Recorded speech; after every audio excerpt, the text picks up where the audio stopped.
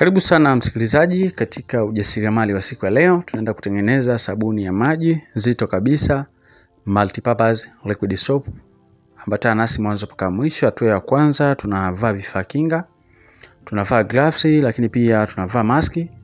Tunaweza tukadandishia maski nyingine juu ya hii hapa. Karibu kwenye ujasiriamali. Kama unapenda kujifunza, basi unaweza kusubscribe, lakini pia tumekuandalia kitabu kinaitwa Miliki Kiwanda Chako.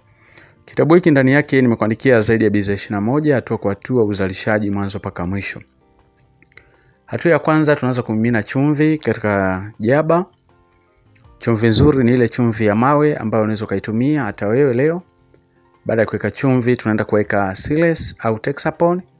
Hivi vitu tunavichanganya kwa wakati mmoja. Unaweza kutanguliza maji kidogo kwenye jaba, alafu unaanza kuvikoroga. Kitabu cha Miliki Kiwanda Chako ni kitabu ambacho nimekuandikia ndani yake zaidi ya bidhaa 21, kuanzia uzalishaji, vipimo, ufungashaji, hatua kwa hatua. Lakini pia tuna madarasa WhatsApp. Ukipenda kujifunza zaidi, unaweza kunitext kupitia WhatsApp namba 0783 500 971. Hapo tunaweka perfume. Tumia perfume nzuri kama vile perfume ya Bulgam. Unaweza kutumia Bulgam, unaweza kutumia orange, unaweza kutumia strawberry, unaweza kutumia lavender, unaweza kutumia pink passion. Tafuta zile perfume ambazo zinaweza zikawa zina sound vizuri. Wateja wengi katika multipurpose wanapenda kutumia perfume ambazo zinanukia zaidi, kwa sababu kuna perfume baadhi ambazo ukitumia zinakuwa zina matokeo mazuri zaidi.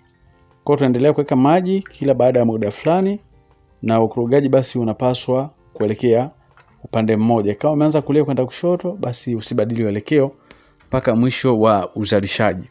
Kwa hiyo ukihitaji kitabu au ukihitaji darasa, utanitext WhatsApp, then nitakupa utaratibu wa kupata nakala yako ya kitabu soft copy au hard copy. Lakini pia kama unahitaji darasa, pia nitakutumia utaratibu wake. Kwa hiyo maji mazuri pia ya kutumia katika uzalishaji wa bidhaa hii ya sabuni, au unaweza kutengeneza shampoo, usitumie maji ya chumvi, tumia maji malaini. Unaweza kutumia tayari maji ambayo ni ya mvua, yanaweza kukupa matokeo mazuri zaidi. Lakini vile vile, kwa sababu tunaishi katika mazingira tofauti tofauti, kwa wale ambao wanatumia maji magumu au maji ya chumvi, unaweza kuyachemsha yale maji yakachemka kwa muda wa kutosha, alafu utayaepua. Yatakapopoa, basi unaweza kuyatumia kama kawaida, yatakuwa yametoka katika hard water kuwa soft water. Kwa hiyo tunachukua maji kadhaa, lita kadhaa pembeni. Katika haya maji tunakoroga soda ash, na hiyo hapo tumemimina ni soda ash. Baada ya kumimina soda ash katika mkorogo wako, tunamimina sulfonic acid, wengi hupenda kuita Labsa. Tunamimina. Hakikisha kwamba ukiwa unaitumia hii sulfonic acid, vaa vifaa kinga, funika pua, funika mdomo, funika mikono kama inavyoonekana katika video mjongeo ya mfano siku ya leo.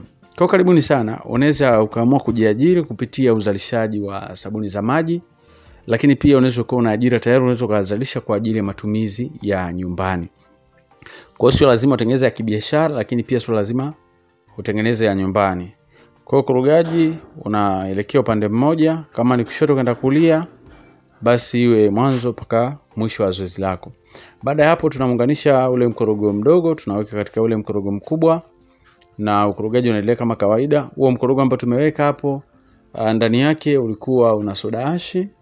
Kipimo ukihitaji utaweza kuchukua nakala kwenye kitabu hicho cha Miliki Kiwanda Chako, nimekuwekea vipimo ndani yake, hata sulfonic pia. Baada ya hapo tumeunganisha mkorogo kama kawaida. Tunarudi tena katika mkorogo mwingine.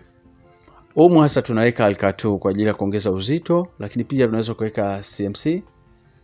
Baada ya kukoroga na kuona kwamba umeyuka vizuri, tunamimina kwenye ule mkorogo mkubwa ambao ulikuwa unabeba viambata vyote kama vile sulfonic acid, soda ash, silesi, perfume, kuna citric acid, kuna glycerin humo ndani yake, pia kuna CDE.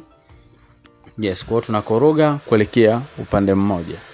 Kwa hiyo utafanya hili zoezi kwa muda wa kutosha. Utaangalia yale maji kulingana na idadi ambayo ulikuwa unazalisha, utayamalizia yale maji. Mwisho wa yote utakoroga dakika 10, na baada ya hizo dakika 10 utaiacha sabuni yako, utaifunika angalau masaa 3 mpaka 4.